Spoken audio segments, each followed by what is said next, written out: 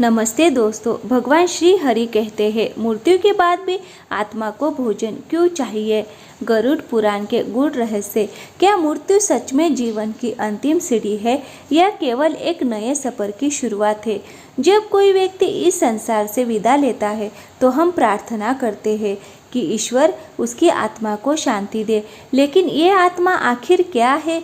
क्या ये केवल एक मान्यता है या कोई अनंत सत्य।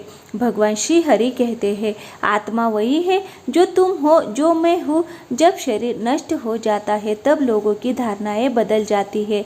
कोई भूत कहता है तो कोई मानता है कि आत्मा स्वर्गलोक चली गई है। लेकिन क्या सच में आत्मा कही जाती है या ये सब हमारी सोच है। इस संसार में जो भी भौतिक शरीर है वह नश्वर है। ये देह किसी की नहीं है और ना ही ये सदा हमारे साथ रहती है। ये केवल 5 तत्वों मिट्टी, जल और अग्निवायु और आकाश से बना हुआ एक आवरण है। जब जीवन समाप्त होता है तो ये शरीर इन्हीं तत्वों में विलीन हो जाता है, लेकिन आत्मा नष्ट नहीं होती। वह अविनाशी और शाश्वत रहती है। श्रीमद् भागवत गीता, वेद और पुराणों में कहा गया है कि आत्मा कभी नष्ट नहीं होती। वह केवल एक शरीर का त्याग कर दूसरे शरीर को धारण करती है। लेकिन ये प्रक्रिया कैसे होती है। क्या आत्मा स्वयं अपने नए जीवन का चुनाव करती है या फिर ये किसी अदृश्य शक्ति के हाथों में होता है। हमारे हिंदू शास्त्रों के अनुसार जब किसी जीव का जीवन समाप्त होता है तो उसकी आत्मा 3 संभावित मार्गों में से किसी एक पर प्रस्थान करती है। पहला अर्ची मार्ग, जो आत्मा को ब्रह्मलोक और देवलोक की ओर ले जाता है। दूसरा धूम मार्ग, जो पितृलोक तक पहुंचने वाला मार्ग माना जाता है। तीसरा उत्पत्ति विनाश मार्ग, जो यमलोक एवं नरक की यात्रा करवाता है। लेकिन क्या आपने कभी ये सोचा है कि आत्मा को कौन सा पथ प्राप्त होगा। ये कैसे निर्धारित किया जाता है। क्या इसका आधार केवल भाग्य है या फिर हमारे कर्मों की भूमिका। इसमें सर्वोपरि होती है वेद, पुराण और श्रीमद् भागवत गीता। गीता में यह स्पष्ट रूप से वर्णित है कि आत्मा ना कभी जन्म लेती है और ना ही उसकी मृत्यु होती है। यह सनातन, अविनाशी और अजर अमर होती है। प्रत्येक जीवन में आत्मा एक नया शरीर धारण करती है और जन्म से लेकर मृत्यु तक अपने कर्मों के अनुसार जीवन जीती है। जब ये शरीर कमजोर होकर नष्ट होने की कगार पर पहुंचता है तब आत्मा इसे त्याग कर अपनी अगली यात्रा की ओर अग्रसर हो जाती है। जब तक आत्मा पूर्ण स्वतंत्र नहीं होती या मोक्ष की प्राप्ति नहीं कर लेती तब तक उसका ये अनवरत चक्र जारी रहता है। केवल मनुष्य ही नहीं बल्कि सभी प्राणी, पशु पक्षी, कीट पतंगे, जलचर सभी आत्मा के उसी सनातन सिद्धांत के अंतर्गत जाते हैं। आत्मज्ञान का पहला चरण ये समझना है कि ये नश्वर शरीर नहीं बल्कि चिरस्थायी आत्मा हूँ। भगवान नारायण ने श्रीमद् भागवत गीता में कहा है कि आत्मा ना तो जन्म लेती है और ना ही इसका कभी अंत होता है। ये अविनाशी और शाश्वत है जो केवल एक शरीर से दूसरे शरीर में प्रवेश करती है।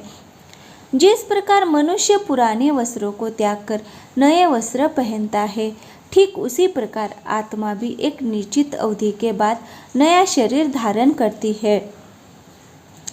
हिंदू धर्म के प्राचीन वेदों और पुराणों में ये विस्तार से बताया गया है कि मृत्यु के उपरांत आत्मा को नया शरीर प्राप्त करने में कितना समय लगता है। जब कोई व्यक्ति इस संसार को छोड़कर जाता है तो सामान्यतः उसकी आत्मा तुरंत किसी नए शरीर में प्रवेश कर जाती है। हालांकि यह प्रक्रिया पूरी तरह से उसके पूर्व जन्मों के कर्मों और जीवन में किए गए कार्यों पर निर्भर करती है। लेकिन किसी व्यक्ति की मृत्यु उपरांत उसकी आत्मा कितने समय में नया शरीर धारण करती है, इसका विवरण हिंदू धर्म के प्राचीन वेदों और पुराणों में विस्तृत रूप से किया गया है। शास्त्रों के अनुसार ये प्रक्रिया पूरी तरह से आत्मा के पूर्व जन्मों के संचित कर्मों और उसके जीवन काल में किए गए कार्यों पर निर्भर करती है। जब कोई मनुष्य इस संसार को छोड़कर जाता है तो उसकी आत्मा सामान्यतः शीघ्र ही किसी नए शरीर में प्रवेश कर लेती है। हालांकि हर आत्मा के लिए ये प्रक्रिया समान नहीं होती है। कुछ आत्माओं को तुरंत नया जन्म प्राप्त हो जाता है, जबकि कुछ आत्माओं को इस प्रक्रिया में एक लंबी यात्रा से गुजरना पड़ता है। ऐसा माना जाता है कि कुछ आत्माएं केवल 3 दिनों के भीतर नया शरीर धारण कर लेती है। इसी कारण कई स्थानों पर तीजा संस्कार संपन्न किया जाता है। वहीं कुछ आत्माओं को पुनर्जन्म प्राप्त करने में 10 से 13 दिनों तक समय लग सकता है, जिसके परिणाम स्वरूप 10 गात्र और 13वीं जैसे संस्कारों का पालन किया जाता है। कुछ लोग ऐसे भी होते हैं जिनकी मृत्यु अचानक या किसी अधूरी इच्छा के कारण अत्यंत पीड़ादायक रूप में होती है। ऐसी स्थिति में उनकी आत्मा तुरंत नया शरीर धारण नहीं कर पाती, बल्कि इसे एक लंबी यात्रा से गुजरना पड़ता है। यही कारण है कि कुछ आत्माओं को पुनर्जन्म प्राप्त करने में 37 से 40 दिनों तक का समय लग सकता है। इसी विश्वास के आधार पर कई परिवार अपने दिवंगत परिजनों की मृत्यु के 1 वर्ष पश्चात का आयोजन करते हैं।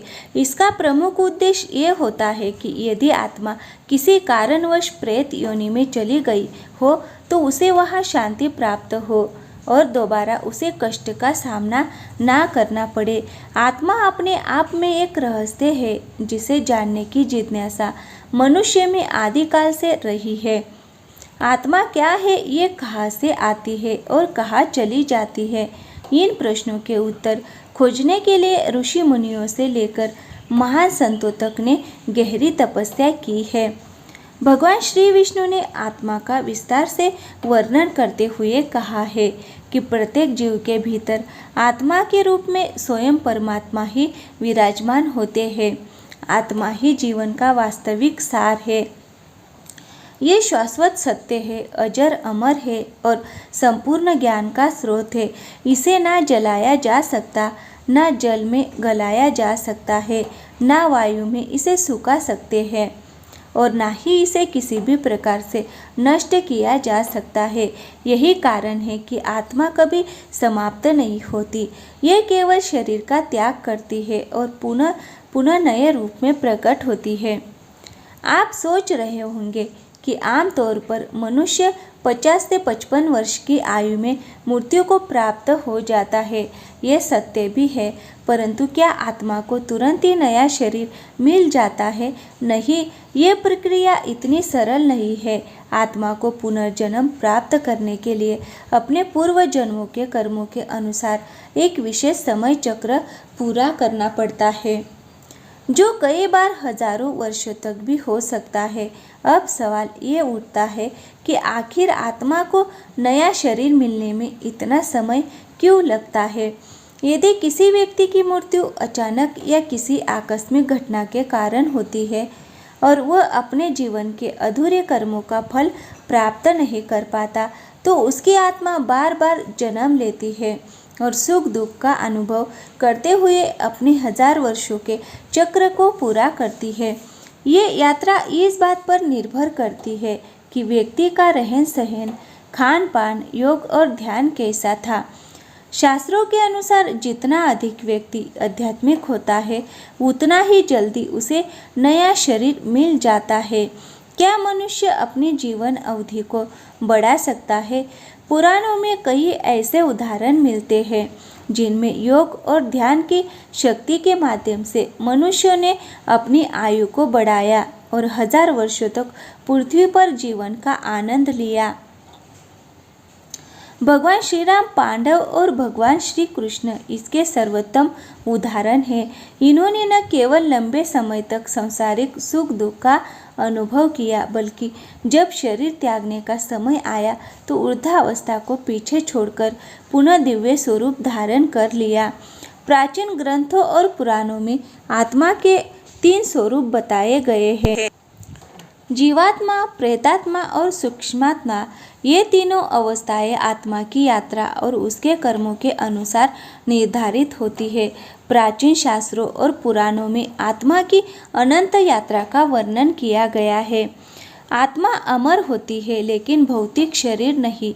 जब ये किसी भी कारण से शरीर त्याग देती है तो वह नए शरीर की तलाश में निकल पड़ती है, परंतु हर आत्मा को तुरंत नया जन्म नहीं मिलता। आत्मा की अवस्था और कर्मों के आधार पर वह विभिन्न योनियों में विचरण करती है। शास्त्रों के अनुसार आत्मा को 84 लाख योनियों से गुजरना पड़ता है। प्रत्येक जन्म में वह विभिन्न रूपों को धारण करती है, जिनमें शामिल है 30 लाख योनि वृक्ष एवं वनस्पतियाँ, 27 लाख योनि कीट पतंगे और छोटे जीव, 14 लाख योनि पक्षी, 9 लाख योनि जलचर जीव जंतु, 4 लाख योनि मनुष्य देवता और अन्य उच्च चेतना वाले जीव, 84 लाख शरीर धारण वृद्धावस्था में जीर्ण होने पर नष्ट होता है। जब जीवन समाप्ति की ओर बढ़ता है तो शरीर की सभी ऊर्जाएं एकत्र होकर अंतर्मुखी हो जाती है, परंतु यदि किसी आकस्मिक घटना के कारण मृत्यु अल्पायु में हो जाती है तो आत्मा की यह यात्रा अधिक रहस्यमय और जटिल हो जाती है। जब मृत्यु का समय आता है तो आत्मा स्थूल शरीर से मुक्त होने लगती है। मुख, नाक, आँख, कान और अन्य उत्सर्जन मार्ग आत्मा के निकलने के द्वार बनते हैं। दुष्ट कर्म करने वालों की आत्मा मल मूत्र के मार्ग से निकलती है, जिससे उसे गहन पीड़ा होती है। सत्कर्मी और योगियों की आत्मा ब्रह्मरंध्र सिर के शीर्ष भाग से निकलती है, जिससे वह बिना कष्ट के शरीर त्यागती है। आत्मा जब स्थूल शरीर छोड़ती है तो वह सूक्ष्म शरीर में प्रवेश करती है। एक सूक्ष्म शरीर स्थूल शरीर जैसा ही दिखता है, लेकिन अदृश्य होता है, लेकिन खुद को देखने के आत्मा असमर्थ होती है। मृत्यु के तुरंत बाद आत्मा अपने मूर्त शरीर के आसपास ही मंडराने लगती है। वह अपने परिजनों को पुकारती है और उनसे बात करने की कोशिश करती है, लेकिन कोई उसकी आवाज़ नहीं सुन पाता। आत्मा अपने ही मूर्त शरीर को देखती है और अचंभित हो जाती है। मैं तो यहाँ हूँ, फिर ये मेरा शरीर क्यों पड़ा है? कोई मेरी बात क्यों नहीं सुन रहा है? कुछ आत्मा खुद को अब भी जीवित मानती है और अजीब व्यवहार करती है। जब किसी का अचानक निधन हो जाता है तो उसकी आत्मा तुरंत इस सच्चाई को स्वीकार नहीं कर पाती। वह अपने हाथ पैर हिलाने की कोशिश करती है, चारों ओर देखती है, लेकिन उसे कुछ भी महसूस नहीं होता। उसे लगता है कि शायद ये सिर्फ एक सपना है जिससे वह जल्द ही जाग जाएगा। लेकिन मूर्त आत्मा जब अपने आसपास अपने प्रियजनों को विलाप करते देखती है तो उसे धीरे धीरे समझ आने लगता है कि अब वो इस दुनिया का हिस्सा नहीं रही। घबराकर वह अपने पुराने शरीर में लौटने की कोशिश करती है, लेकिन जैसे ही वह पास जाती है तो उसे महसूस होता है कि अब वह उसमें प्रवेश नहीं कर सकती। वह हर संभव प्रयास करती है, लेकिन एक अदृश्य शक्ति उसे रोक देती है। जब तक अंतिम संस्कार की क्रिया नहीं हो जाती, वह अपने शरीर के पास ही मंडराती रहती है, मानो उसे छोड़ने को तैयार नहीं। अगर शरीर को जला दिया जाता है तो आत्मा को ये एहसास हो जाता है कि अब इस संसार से उसका नाता टूट चुका है। वह धीरे धीरे नई यात्रा की ओर बढ़ने लगती है। यदि शरीर को दफनाया जाता है तो आत्मा अधिक दिनों तक वही अटकी रहती है। उसे प्रतीत होता है कि उसका शरीर अभी भी वही है और वह उसे छोड़ नहीं सकती। यही कारण है कि कई आत्माएं कब्र के आसपास भटकती रहती है। मोह माया से कुछ आत्माएं अपने शरीर से अधिक अपने प्रियजनों से जुड़ी होती है। वो शमशान के बजाय अपने परिवार के आसपास रहने की कोशिश करती है, अपने प्रियजनों को पुकारती है, उन्हें छूने का प्रयास करती है, लेकिन कोई उनकी उपस्थिति को महसूस नहीं कर पाता। उनकी ये व्यथा उन्हें और भी अधिक पीड़ा देती है, लेकिन हिंदू धर्म ग्रंथों और पुराणों में इस विषय का विस्तृत से वर्णन मिलता है। पुराने के अनुसार जब भी कोई व्यक्ति मृत्यु को प्राप्त करता है तो उसकी आत्मा शरीर को छोड़कर अपनी यात्रा शुरू करती है। ये यात्रा 3 मुख्य मार्गों में से एक पर होती है और ये मार्ग केवल उस आत्मा के कर्मों पर निर्भर करता है। अर्ची मार्ग, ये मार्ग उन आत्माओं के लिए होता है जिनके कर्म अच्छे होते हैं। इन आत्माओं को ब्रह्मलोक या स्वर्गलोक की यात्रा पर भेजा जाता है, जहाँ वो आनंद और शांति का अनुभव करते हैं। इस मार्ग पर यात्रा करने वाली आत्माएं मोक्ष प्राप्त करती है, अर्थात वो पुनः जन्म लेने से मुक्त हो जाती है। धूम मार्ग, इस मार्ग पर जाने वाली आत्माएं पितृ पितृलोक की यात्रा करती है। इन आत्माओं का जीवन सामान्य होता है और वो कुछ समय तक पितृलोक में रहती है। वहाँ कुछ समय बिताने के बाद ये आत्माएं पुनः पृथ्वी पर जन्म लेती है और ये यात्रा एक चक्रीय प्रक्रिया बन जाती है। उत्पत्ति विनाश मार्ग, ये मार्ग उन आत्माओं के लिए होता है जो पापों से भरी होती है। ऐसी आत्माएं नरक में जाती है या प्रेत योनि में भटकती रहती है। इस मार्ग पर यात्रा करने वाली आत्माएं बहुत समय तक दुख भोगती है और कभी कभी फिर से धरती पर जन्म लेती है, लेकिन ये जन्म हमेशा पापों के निवारण के लिए होता है। अंततः सभी आत्माएं कुछ समय के लिए अलग अलग लोकों में रहती है। जब कोई व्यक्ति शरीर त्यागता है तो उसकी धारणा और विश्वास के अनुसार उसकी आत्मा अनुभव करती है। यदि उसे जीवन भर सिखाया गया हो कि यमदूत लेने आएंगे तो मृत्यु के बाद उसे यमदूत ही दिखते हैं। वही जो मानते हैं कि मृत्यु गहरी नींद जैसी होती है, वह सच में उसी अवस्था में चले जाते हैं। शास्त्रों के अनुसार शरीर से 7 चक्र होते हैं जो अलग अलग शरीरों से जुड़े होते हैं। भौतिक, सूक्ष्म और कारण शरीर। भौतिक शरीर लाल, सूक्ष्म शरीर पीले और कारण शरीर नीले रंग का होता है। कुछ योनियों के अनुसार आत्मा नीले प्रकाश के रूप में दिखती है, जबकि पश्चिमी मतानुसार ये बैंगनी छाया लिए होती है। भारतीय योग सफ़ेद ज्योति मानते हैं। पितृपक्ष भाद्रपद पूर्णिमा से अश्विन अमावस्या तक आत्माओं के लिए विशेष होता है, जब पूर्वजों का श्राद्ध किया जाता है ताकि वो शांति पा सके। पितृपक्ष में पितरों की तिथि के अनुसार उनका श्राद्ध किया जाता है, जबकि सर्व पितृ अमावस्याओं पर उन पूर्वजों का तर्पण किया जाता है जिनकी मृत्यु तिथि ज्ञात नहीं होती। अमावस्या और पूर्णिमा को भी पितरों का स्मरण कर उन्हें तृप्त किया जाता है।